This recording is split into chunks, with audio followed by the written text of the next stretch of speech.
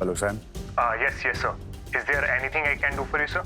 Yes, मेरे official mail account पर अभी डॉक्टर अमृता का मेल आया है। पता करो वो मेल की लोकेशन कहाँ है। बस give me some time. क्या सन? भैया भैया जल्दी आइए, आर्यन को कुछ हो गया है।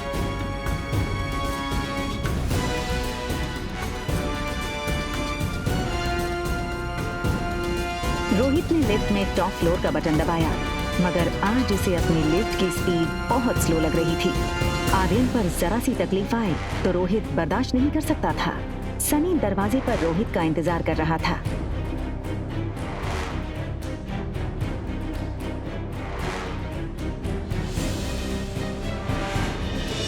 आर्यन गहरी नींद में था और वो नींद में एक ही चीज बोले जा रहा था, मम्मा, चॉकलेट आइसक्रीम। मम्मा, चॉकलेट आइसक्रीम। रोहित के लिए ये चीज बहुत शॉकिंग थी। रोहित ने आर्यन को माँ और बाप दोनों का प्यार दिया था, फिर आज ये अचानक आर्यन नींद में अपनी माँ को क्यों याद कर रहा था? ब्रो, मैंने ना इंटरनेट पे एक वीडियो देखा था जिसमें एक लेडी 7 साल के बच्चे को ये यकीन दिलाती है कि पिछले जन्म में वो उसका बेटा था और वो बच्चा अपनी असली माँ को छोड़कर उस लेडी के साथ चला जाता है। तुम कहना क्या चाहते हो? ब्रो, वो सामने वाली ब्यूटीफुल सी दीदी, उनसे मिलने के बाद आर्यन का बिहेवियर काफी चेंज हो गया है। तुमसे कितनी बार कहा है कि टेक्नोलॉजी का सही इस्तेमाल किया करो। दिन भर या तो वीडियो गेम्स खेलते रहते हो या फिर ये वाहियात वीडियोस देखते रहते हो। तुम्हारे भी सोने का वक्त हो गया, जाके सो जाओ। सनी की बात रोहित के दिल में शक गड़ा चुकी थी। क्या सचमुच वो लड़की आर्यन के इमोशंस के साथ खेलकर उस तक पहुंचना चाहती थी, या वो सिर्फ एक कोइंसिडेंस था? एक तरफ आर्यन के मुंह से मम्मी सुनकर रोहित परेशान था और दूसरी तरफ अनिका सोच रही थी कि आखिर उसके खोए हुए बेटे को कैसे ढूंढे, किससे मदद मांगे। इन 6 सालों में अनिका ने सारे गुमशुदा बच्चों की पूरी जानकारी इकट्ठा की हुई थी। अनिका उस इंसान तक पहुंचना चाहती थी जिसने उसके बेटे को हॉस्पिटल से किडनैप किया था, लेकिन कोई भी सुराग उसके हाथ नहीं लग रहा था। एक बार उसने बैंगलोर से कॉल करके मनाली पुलिस को कंप्लेंट की थी, मगर छानबीन में पाया गया कि ना तो हॉस्पिटल में उसके जुड़वा बच्चे पैदा होने का कोई रिकॉर्ड था और ना कोई गवाह था जिससे ये साबित होता कि अनिका ने जुड़वा बच्चों को जन्म दिया था। मैडम, जो बच्चा कभी जन्मा ही नहीं, वो गायब कैसे हो सकता है? वो ये सब सोच ही रही थी, तभी अनिका को याद आया कि उसकी स्कूल का एक दोस्त पंकज इन दिनों मनाली पुलिस में सब इंस्पेक्टर है। हेलो पंकज, अनिका बोल रही हूँ। Hi Anika, how are you? Anika ने पंकज को अपनी कहानी बताई कि कैसे एक आदमी ने डिलीवरी के तुरंत बाद हॉस्पिटल से उसका बच्चा चुराया था। प्लीज कुछ करो ना, कोई तो रास्ता होगा जिससे मैं अपने बेटे तक पहुंच सकूं। पंकज पहले से ही इस केस से वाकिफ था। देखो अनिका, ऑफिशियली मैं तुम्हारी कोई मदद नहीं कर सकता क्योंकि कहीं भी कोई भी ऐसा रिकॉर्ड नहीं है जिससे ये साबित हो कि तुम्हारे जुड़वा बच्चे हुए थे। I am really sorry Anika. Anika का दिल बैठ सा गया। उसके बेटे तक पहुंचने की उसकी उम्मीदें कम होती नजर आ रही थीं। देखो अनिका, मैं एक बात कह सकता हूँ ऑफ द रिकॉर्ड, मनाली में जितने भी बुरे काम होते हैं, चाहे वो किडनैपिंग ही क्यों ना हो, उन सब के पीछे कहीं ना कहीं तुम्हारे ससुराल वालों का हाथ होता ही होता है। डोगरा खानदान। पंकज के फोन रखने के बाद से अनिका गहरी सोच में डूब गई कि डोगरा खानदान से उसके बेटे की इंफॉर्मेशन आखिर कैसे निकाली जाए। तभी उसे एक आइडिया आया और उस आइडिया का नाम था Kunal Dogra. Hi miss gorgeous.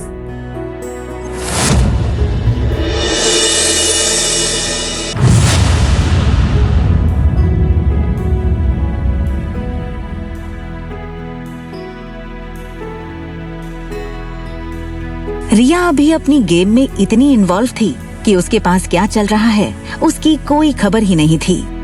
देखो बेटा, मम्मी 2-3 घंटे में आ जाएगी। अगर किसी भी चीज की जरूरत पड़े ना तो होटल के रूम सर्विस को कॉल कर देना। ओके? Bye bye. रिया छोटी थी लेकिन अपनी उम्र के बच्चों से काफी ज्यादा स्मार्ट थी। उसको अक्सर अकेली रहने की आदत थी।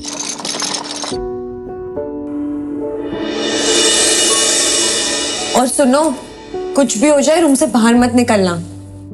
हमारे रूम के सामने ही ना एक छोटा पागल और एक बड़ा पागल रहता है, ठीक है? नहीं जाऊंगी। Love you. Bye. Bye.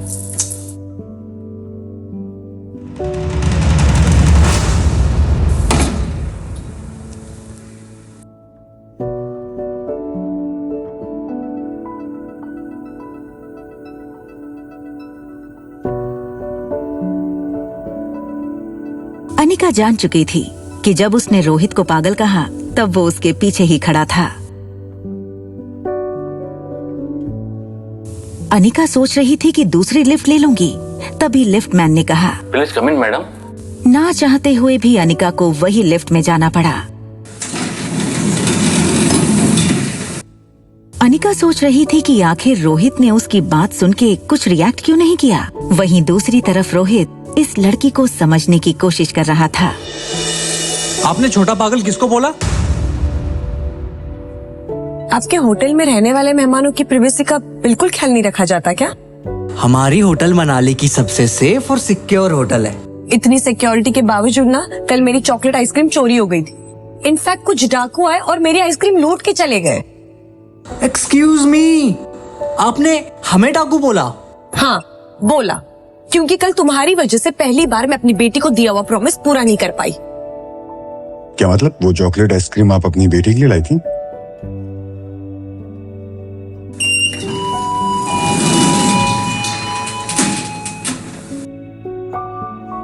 Anika Rohit के अचानक बदले तेवर को देखकर थोड़ी सोच में पड़ गई। उसने कुछ देर रोहित को देखा और फिर लिफ्ट से निकल गई।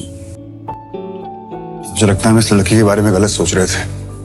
वो आइसक्रीम उसने अपनी बेटी के लिए मंगाई थी। No bro, I am telling you, ये लड़की जैसी दिखती है ना वैसी है नहीं।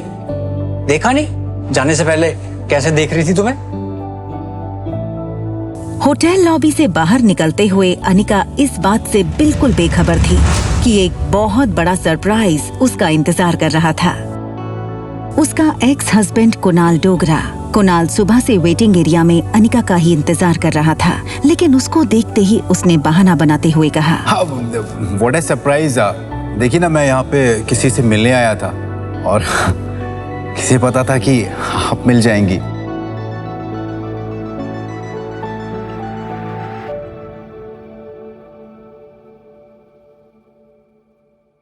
Thank you. My pleasure. वैसे यहाँ पास में ना एक बहुत अच्छी कॉफ़ी शॉप है, तो क्या आप मेरे साथ कॉफ़ी पे इफ यू चल सकती है? अनिका ने हाँ कर दी। कुणाल को अपनी लक पर विश्वास नहीं हो रहा था। That's great। लेकिन कितनी अजीब सी बात है ना कि हम लोग लगातार 2 दिन से मिल रहे हैं, लेकिन एक दूसरे का नाम ही नहीं जानते हैं अभी। अब वैसे hi, my name is Kunal Dogra and yours?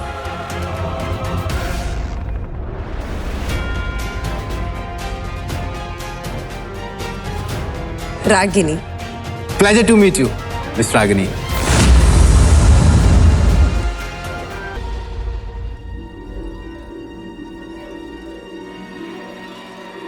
और होटल में चेक इन के टाइम इसने अपना नाम अनिका गुलेरिया बताया था। भैया यू शुड बी केयरफुल। हमें और आर्यन को ना इस लड़की से बच के रहना चाहिए।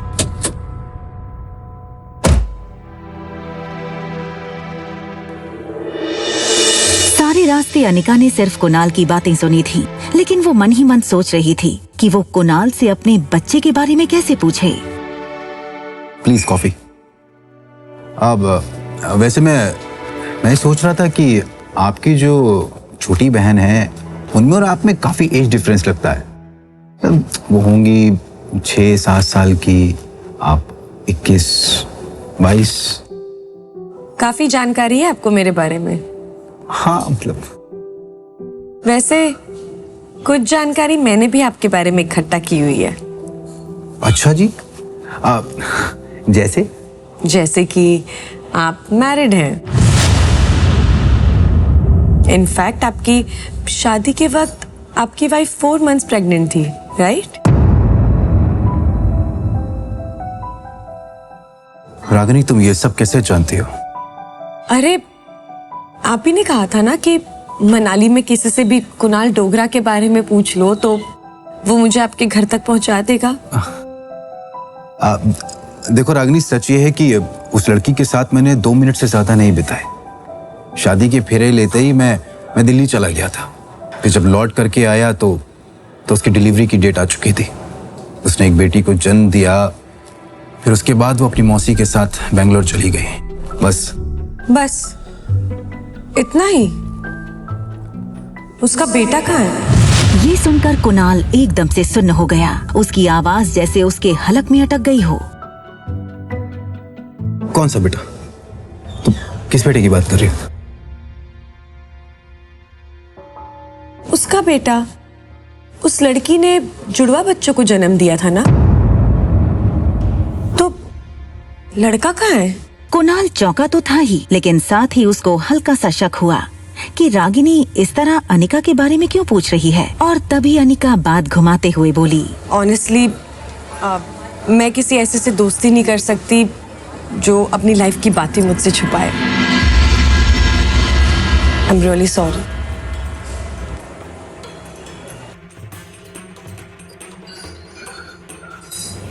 रागिनी, मैं बताता हूं। क्या आज अनिका को अपने खोए हुए बेटे के बारे में पता चल जाएगा?